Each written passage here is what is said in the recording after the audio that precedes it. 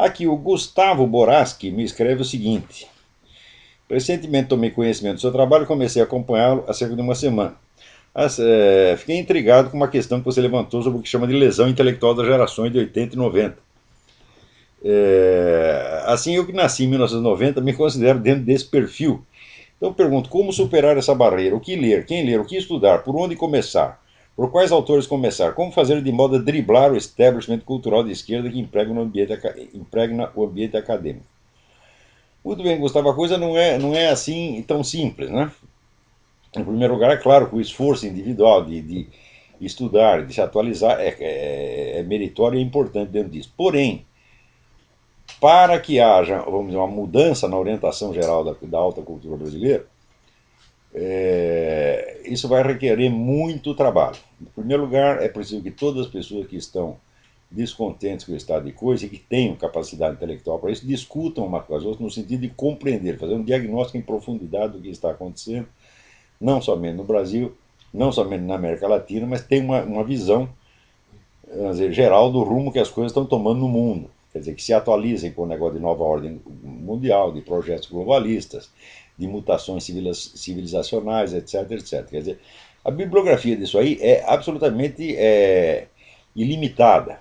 Quer dizer, as fontes são tão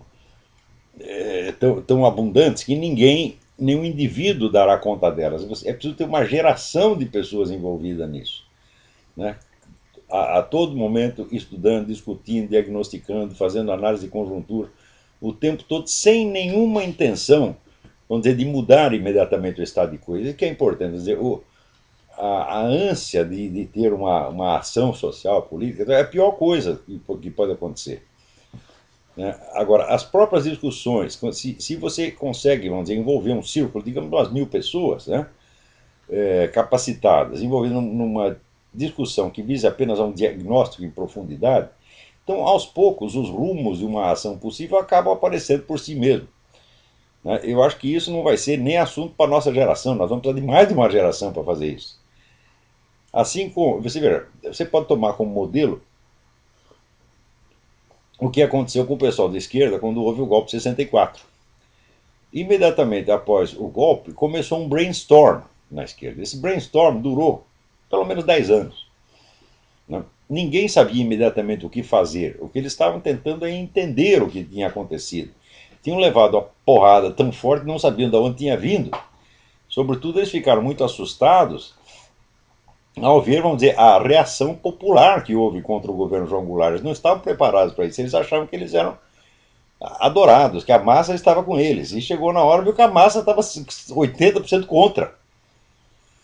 Quando houve aquela famosa Marcha da Família com Deus pela Liberdade, teve mais de 1 milhão de pessoas naquela época, em que o Brasil, veja, quando depois houve a marcha de 1 milhão, o negócio do Collor, da campanha pela ética na política, e diretas já, essa coisa toda.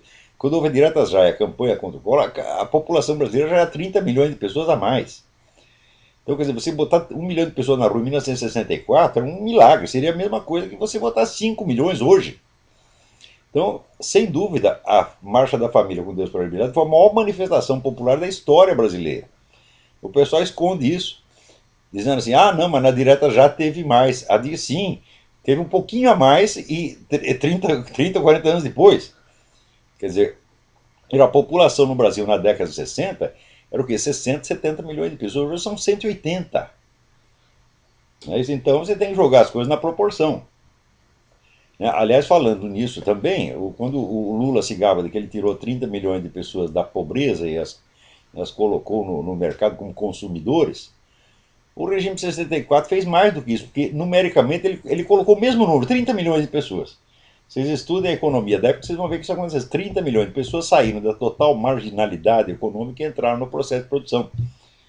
Eles deixaram de ser mendigos e tornaram cidadãos. Proporcionalmente, com a população era muito menor, isso aí foi uma realização econômica infinitamente maior do que a do Lula, e ninguém fala disso. Mas, voltando, o pessoal da esquerda levou aquela porrada, não entendeu o que tinha acontecido, então qual foi a primeira reação? Tentar entender. E para tentar entender, é preciso um debate que se prolongue, envolvendo dezenas e dezenas de pessoas, as melhores cabeças que havia na esquerda na época. Se você procurar na biblioteca uma coleção de uma publicação chamada Revista Civilização Brasileira, ali você tem um bom mostruário da discussão. Claro que não foi nem tudo que foi abrangido nessa discussão aparece na revista Civilização Brasileira, mas era a melhor publicação de esquerda que tinha na época. E ali então você vê uma espécie de um resumo, um pequeno mostruário do que foi a discussão da esquerda, uma discussão muito séria. Eles não estavam para brincadeira, não. E sobretudo, ninguém ali era louco de dar um desespero imediatamente e sair dizendo: o que nós vamos fazer? O que nós vamos fazer? Né? O pessoal da esquerda é mais profissional, então eles já sabem que um plano de ação não é fruto da cabeça do indivíduo, não é fruto de um faniquito repentino que o sujeito tem, mas é uma obra coletiva de que vai muito tempo. Eles já sabem disso. Da direita ninguém sabe.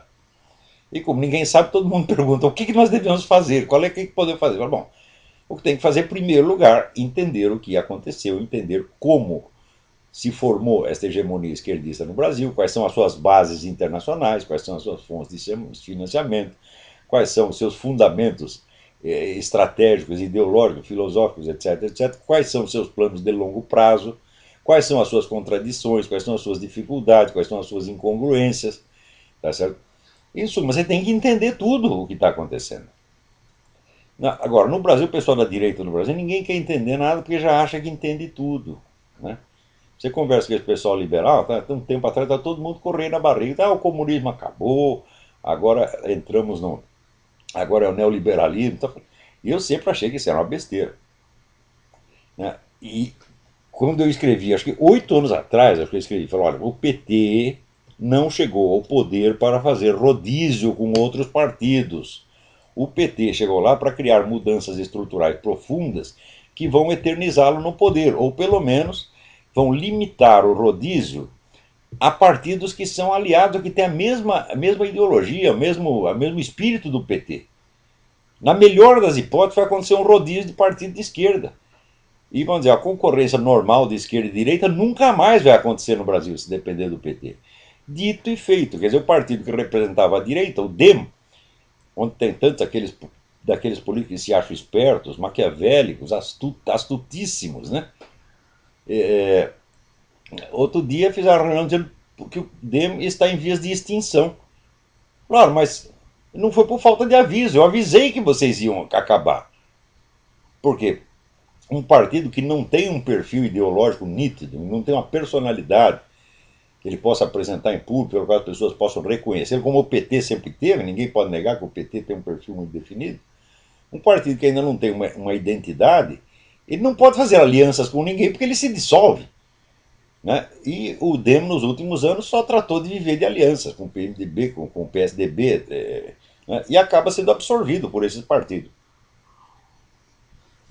Então, isso aí que eu estou mencionando são aspectos pequenos, menores, né? Dentro de um processo que é enormemente complexo. O que é preciso fazer, Gustavo, é estudar. Tá certo? A bibliografia para isso é ilimitada. Né? Você pode dividir a coisa em tópicos. E, por exemplo, história e estratégia do movimento comunista. Né? Aí você tem uns 100 livros. Você pode começar com o livro do Anatoly Golitsyn, Novas Mentiras em Lugar das Velhas, New Life for Old, que te dá mais ou menos, vamos dizer, o prólogo da nova etapa do movimento comunista. Tá certo? Você pode ler o livro do capitão Baur, B-A-U-R, sobre a guerra assimétrica, a guerra assimétrica. Assim, isso aí só para você compreender mais ou menos a fase atual da coisa. Então, você vai precisar fazer um recuo, né, e estudar, vamos dizer, a história do movimento comunista e das suas maneiras, dos seus modos de atuação. E frequentemente a gente vê esse pessoal do Foro de São Paulo e Lula e tal usando artifícios estratégicos táticos que as pessoas pensam que é uma grande novidade. Quando você vai ver, é a mesma de sempre. Né? Por exemplo, essa de querer se limpar na má fama das Farc. Né? O movimento comunista sempre usou o banditismo. Sempre, sempre, sempre, sempre. Quer dizer, o banditismo, criminalidade, é um meio normal, prestem atenção, normal e obrigatório de atuação do movimento comunista. Sempre foi. Por exemplo, na Rússia, a especialidade era assaltos a bancos, né? O Stalin subiu na carreira por quê? Porque ele era o assaltante, então ele era o fornecedor de dinheiro para o partido. E como ele era a torneira, ele era o homem que ligava ou desligava a torneira, então adquire naturalmente um prestígio no partido, né? Quando, vamos dizer, a situação melhora, quando existe uma possibilidade de uma atuação normal e democrática do partido, então é lógico que ele tente apagar a sua identidade de organização criminosa. E a maneira mais clássica de fazer isso, né, é acusar os seus benfeitores. Dizer, aqueles camaradas eram apenas ladrões, assassinos, eles não tinham ideologia, não tinham idealismo comunista. O comunismo usa essa retórica há mais de 100 anos. E agora o pessoal ainda usa a mesma e a turma cai, meu Deus do céu. Quer dizer, o que é isso? É falta de cultura, é falta de informação. Quer dizer, está violando a regra do Sun Tzu. Sun Tzu dizia, aquele que conhece o inimigo e se conhece a si mesmo, pode entrar em qualquer batalha sem medo. Tá certo? Agora, no Brasil, o pessoal não conhece o inimigo e não se conhece a si mesmo. Tem ilusões a respeito de si mesmo. Todos os políticos, entre aspas, de direita, são cabeças perfeitamente iludidas por marqueteiros, por gente de publicidade, gente que até confunde, são tão idiotas que confundem política com marketing, acham que política é uma questão de marketing. Ah, meu Deus do céu. É, assim, é tanto amadorismo, tanta burrice, sabe, que dá vontade, sabe, de mandar o país tomar no cu. Quer dizer, olha aqui, Brasil, já que você quer tomar no cu mesmo, tome, tome, tá certo? Fica aí, depois não reclama que está com hemorroida, tá entendendo? Então, para todas as pessoas que me perguntam o que fazer, eu digo só há uma coisa a fazer, meu filho, é entender o que aconteceu. Depois de muitos anos de discussão, leitura, estudo, etc, etc, né, aos poucos o panorama vai clareando e também, vamos dizer, os canais de ação que ainda restam acabam se tornando claros para você. Mas isso não pode sair artificialmente, não pode sair de uma cabeça. Tá certo? Isso como se trata, vamos dizer, de uma ação coletiva a ser empreendida por milhares de pessoas, então é preciso que milhares de pessoas participem da sua elaboração.